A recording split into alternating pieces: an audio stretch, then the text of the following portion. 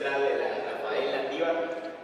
Así que dar inicio pues a este quinto Congreso Libertario, el primero del año 2024, y por primera vez en la historia, obviamente recibiéndolos aquí en la Universidad Rafael Landívar, lo cual es un gran honor para, yo sé que para la universidad y también para el movimiento libertario de Guatemala estar aquí. Así que es una ocasión muy especial y particular, porque sabemos que esta universidad no es lo mismo que la Morelia, y sin embargo van a darse cuenta que realmente hay una muy gran diversidad de las ideas que tienen los estudiantes aquí, y por eso es que tenemos esta oportunidad de recibirnos. Y fundamentalmente me gustaría hacer apunte a algo que me ha enseñado esta universidad, realmente los jesuitas, a pesar de tal vez no ser tan concordantes con las ideas o con lo que vamos a discutir hoy aquí, el pensamiento crítico es básico. Así que es por eso que agradezco a la universidad por este espacio y a todos ustedes por estar presentes. Sin mucho más que añadir, pues damos inicio a este quinto congreso con un tema increíble el día de hoy, muy contencioso, pero que seguro vamos a tener ideas muy buenísimas y sacar conclusiones muy favorables. Así que les presento por aquí a Wilder y a Franco, también fundadores y organizadores del Proyecto Libertario, para esta charla del día de hoy. Muchas gracias.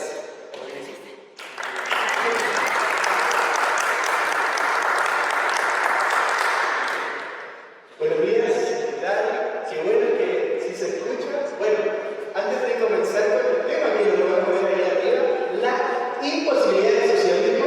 Voy a repetir un poco más fuerte a ver si llamamos a decir que imposibilidad del socialismo. Pues estos eventos, el Congreso Libertario no se hace, a pesar de que el movimiento libertario de Guatemala los organiza, no se hacen solo con el movimiento libertario, sino que es una colaboración de muchos movimientos y organizaciones, tanto guatemaltecos como internacionales, que nos ayudan a hacer estas actividades posibles. Así que, pues voy a ir nombrando a todos los que amablemente se sumaron a esta iniciativa y les agradecería que los recibamos con un aplauso. Tenemos en primer lugar a Students for Liberty, que el día de hoy pues tenemos al representante del coordinador de Students for Liberty de Centroamérica, Eduardo Aguilar, así que un gran aplauso.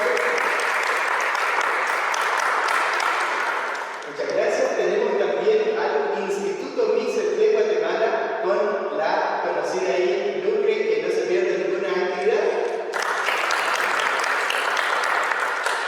Y también estamos contando con la colaboración de la Bastian Society, que es del American Institute for Economic Research de Guatemala, que está al mando de la señora Betty Lobos, y también el Liberty Americas Foundation. Sin embargo, la señora Betty Lobos, por motivos de transporte, no pudo llegar. Pero sin hacer ya esto que parecía comercial, de verdad vamos a comenzar de una vez con el tema de la charla, y por eso los voy a dejar con Wilder Villera, quien es vicedirector del Movimiento Libertario de Guatemala, es economista de la UFM, donde también es profesor actualmente, y tiene un cargo de coordinador de proyectos en el Centro de Estudios Económicos Sociales. Así que los dejo con Wilder Villera.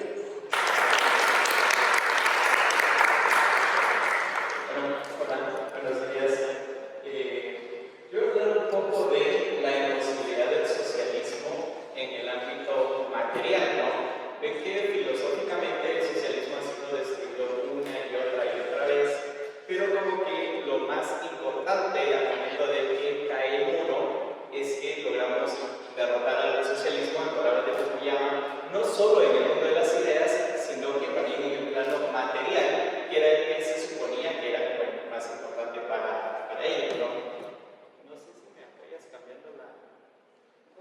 Ok, gracias. Bueno, entonces, yo voy a hablar un poco de la imposibilidad del socialismo desde el argumento hayekiano.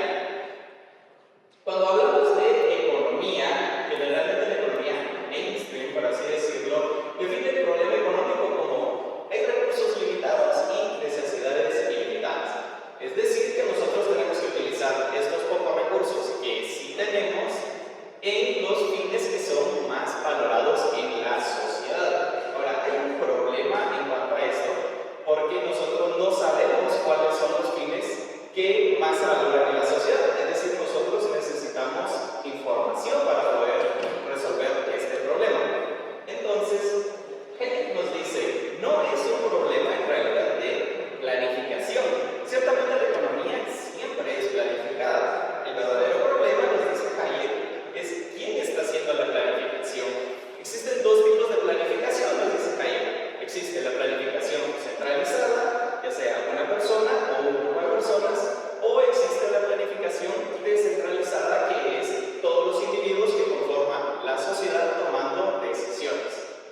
Entonces, el conocimiento no existe de manera concentrada, nos propone Hayek, es decir, un grupo de personas o una persona, es imposible que tenga todo el conocimiento necesario para determinar hacia dónde deben ir esos recursos que son limitados y las necesidades, bueno, que son ilimitadas, ¿no? Hayek nos propone cuál de estos dos tipos de planificación económica va a ser más eficiente.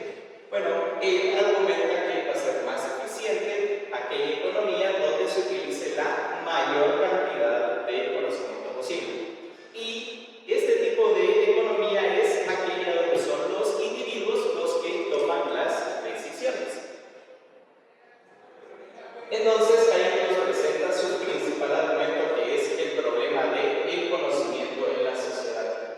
Hayek se da cuenta de que existen diferentes tipos de conocimiento en las sociedades y primero nos habla del teórico descriptivo, que es como lo que él denomina después cientificismo, ¿no? Existe conocimiento científico que ciertamente es muy importante, sin embargo, esa no es la única manera de conocer. Nos menciona también que tenemos el conocimiento práctico normativo, que es aquel conocimiento que adquirimos a través de, bueno, la práctica. Es decir, vamos, cortamos una madera y a medida que cortamos más veces la misma madera, existe una especie de especialización, ¿no? Es lo que Adam Smith ya nos habló en la división del trabajo. Vamos creando mayores habilidades. Y por último, dice Hayek, existe una especie de conocimiento que es el conocimiento circunstancial. Y este conocimiento, si se encuentra aquí en la estrellita, es el conocimiento que es más beneficioso para la asignación de recursos, nos va a colaborar Hayek. ¿Por qué? Porque existe un conocimiento de momento y lugar. Y es este conocimiento de momento y lugar el que puede crear la figura que va a ser muy importante, que es la figura del intermediario. Ok, bueno, entonces en la planificación centralizada, la portada es de 1984, por cierto, en la planificación centralizada, nos propone Hayek, trata de ser un orden deliberado. Además, suele basarse en información estadística. ¿Por qué? Porque un error que cometen este tipo de pensamientos es que ven a la economía como un todo. Es decir, piensan que el PIB, por ejemplo, el Producto Interno Bruto que produce una sociedad es 10. Y bueno, eso es lo que se produjo, ¿no? Karl Menger nos va a decir que esto es tan absurdo como pensar que una biblioteca es un gran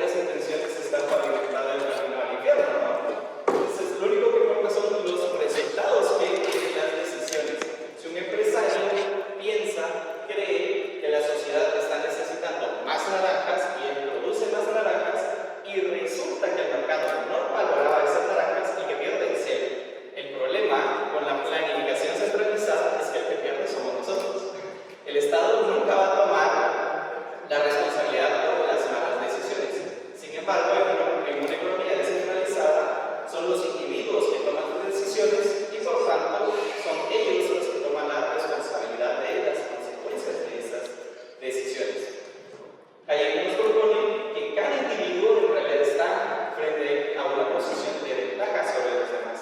¿Por qué? Porque tiene cierto conocimiento específico que solo él posee. Y nosotros vamos a obtener ventajas si las decisiones que le competen a ese conocimiento las toma él. Sin embargo, para una persona o para una junta que pretende dirigir la economía, es imposible hacer esto. ¿Por qué? Porque hay cierto conocimiento que solo lo tiene una persona que está en ese momento y en ese lugar. Entonces,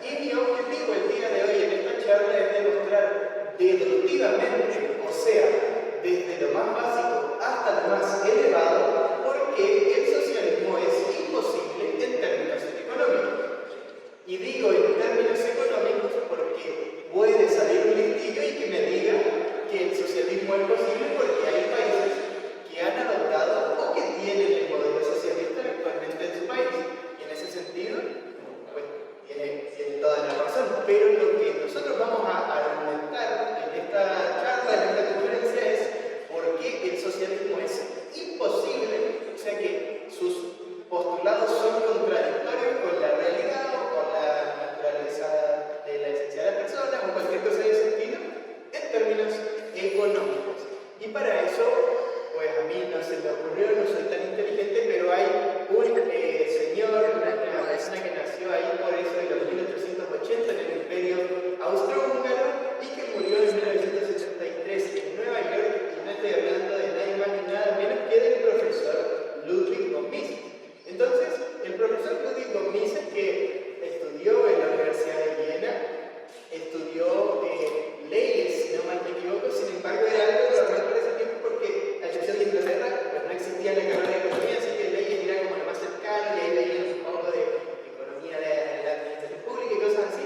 Pues encontró a von Bauer, que era Eugen von Bauer, que es el segundo pilar de la escuela austríaca después de Karl Marx, y comienza ahí su aventura en la ciencia económica. Y es en 1920 cuando Ludwig von Mises crea un artículo, genera un paper, le diríamos ahora que somos más científicos, que se llama El cálculo económico en la comunidad socialista.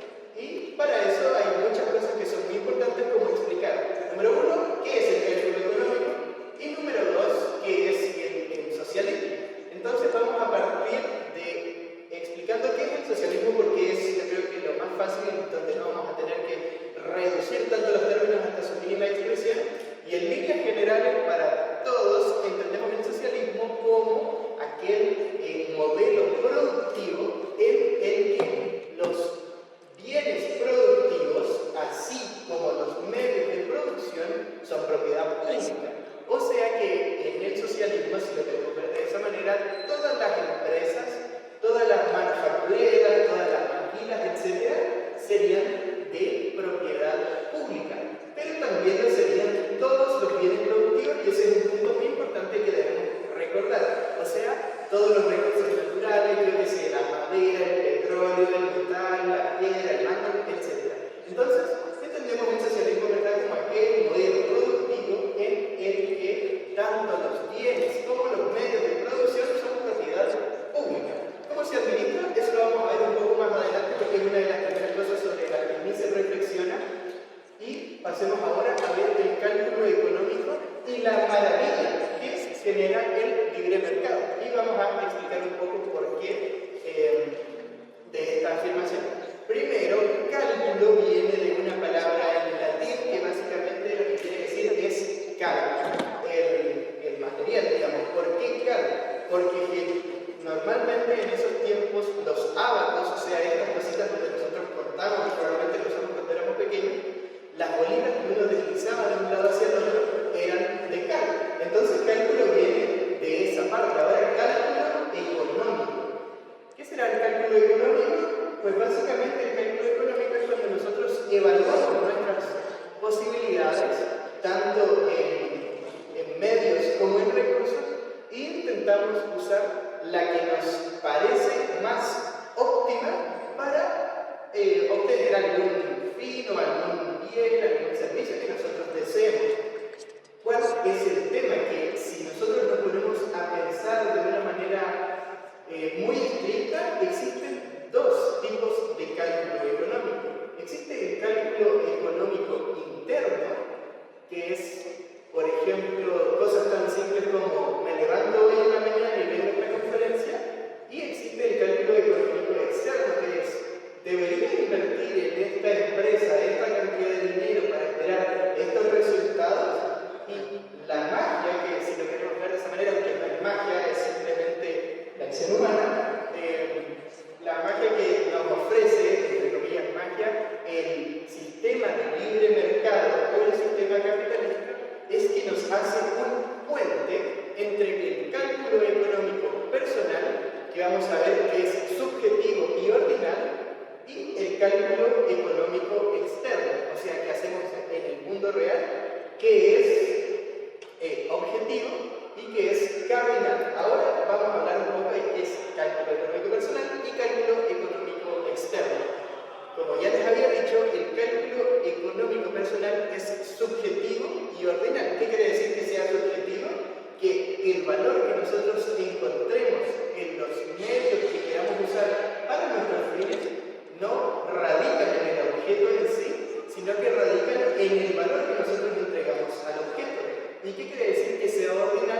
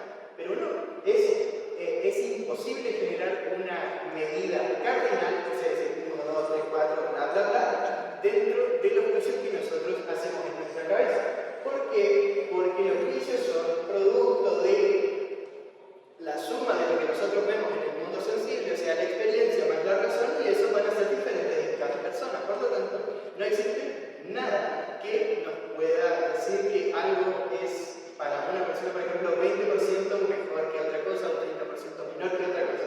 Ese es el cálculo económico interno, personal, que como ya habíamos dicho es subjetivo y ordinario.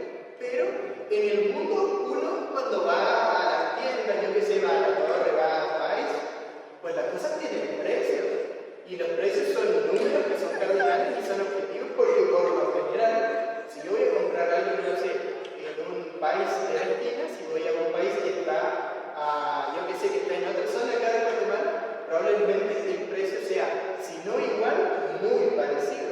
Entonces, pasa algo, tiene que haber una especie de convertibilidad, ¿verdad?, entre lo que es nuestro cálculo económico personal y lo que es el cálculo económico exterior. Ese algo es, obviamente, el intercambio voluntario y el dinero. ¿Por qué? Pues, si lo miramos en términos económicos, básicamente la gente se agrupa en sociedad, y digo términos económicos porque obviamente que todos tenemos amigos, amor y todas esas cosas, pero aquí estamos hablando de economía.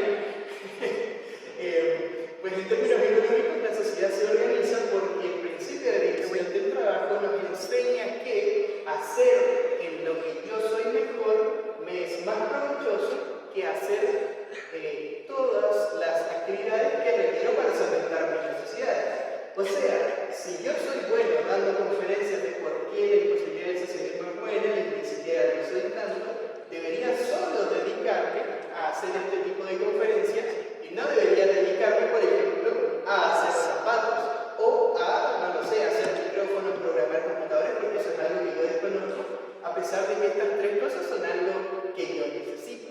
Entonces, cuando nosotros nos agrupamos en la sociedad, nos damos cuenta que podemos, entre comillas, cuando la sociedad era muy infante, intercambiar nuestro excedente de lo que nosotros sabemos hacer muy bien por los excedentes de otras personas que saben hacer otras cosas mejor que nosotros y que pues necesitan lo que nosotros tenemos. Eso se llama trueque y fue como han empezado todas las sociedades a lo largo y ancho de nuestro planeta. ¿Qué es lo que pasa? Que si yo voy, por ejemplo, a alguna tienda de ropa y les digo, buenas tardes, ¿me cambia una charla de la imposibilidad del socialismo por esa camisa, por favor? Yo mejor no les digo por dónde me van a meter mi charla. Entonces, lo que se ha descubierto, lo que se ha ido pactando en la sociedad evolutivamente, quiere decir que partió de una manera muy primitiva y se supone que se ha ido refinando con el paso del tiempo, es el dinero. ¿Qué quiere decir el dinero? Que es un bien que no tiene por qué ser el dólar, el quetzal, el oro, la plata, puede ser cualquier cosa, siempre y cuando todas las personas se pongan de acuerdo que lo quieren recibir y que otras personas también se las van a poder recibir. Entonces así no vamos a tener que andar haciendo trueques súper extraños, así como te cambio un kilo de, no sé, te cambio 900 kilos de aguacate por un celular. ¿Verdad? Sino que lo que decimos es, cambio mi aguacate por dinero, cambio mi dinero por el celular. Y así pues la sociedad se nos ha hecho mucho más fácil porque no tenemos que andar buscando la coincidencia perfecta, no tenemos que andar haciendo trueque todo el rato y gracias al dinero pues tenemos también una unidad que es objetiva y que es cambiante. Eso es el punto fundamental. Es objetiva porque 1 vale 1, 2 vale 2, 3 vale 3, etc. Y es cardinal precisamente por el punto anterior y porque podemos decir que sin duda 2 es mayor que 1, que 1 es mayor que 2 y así sucesivamente. Entonces podemos hacer otro tipo de cálculo. ¿Qué es lo que sucede? Que como nosotros queremos, si lo queremos ver de esa manera, queremos que otras personas hagan cosas por nosotros y nosotros queremos hacer otras cosas por la persona para que así podamos intercambiar y que se nos haga más fácil la vida, establecemos nuestras preferencias en función del dinero. Y aquí viene uno de los problemas y entro ya en cuál es la crítica que hace el grupo Mises en el artículo que se llama El cálculo económico de la sociedad socialista. Tenemos, como ya habíamos dicho, que en el socialismo, pues tanto los bienes como los factores productivos son públicos. Ahora, eso no quiere decir que sean de todas las personas. Bueno, en términos políticos y cosas así como que sí significa, pero lo que significa para que realmente se pudiera llevar a cabo este sistema es que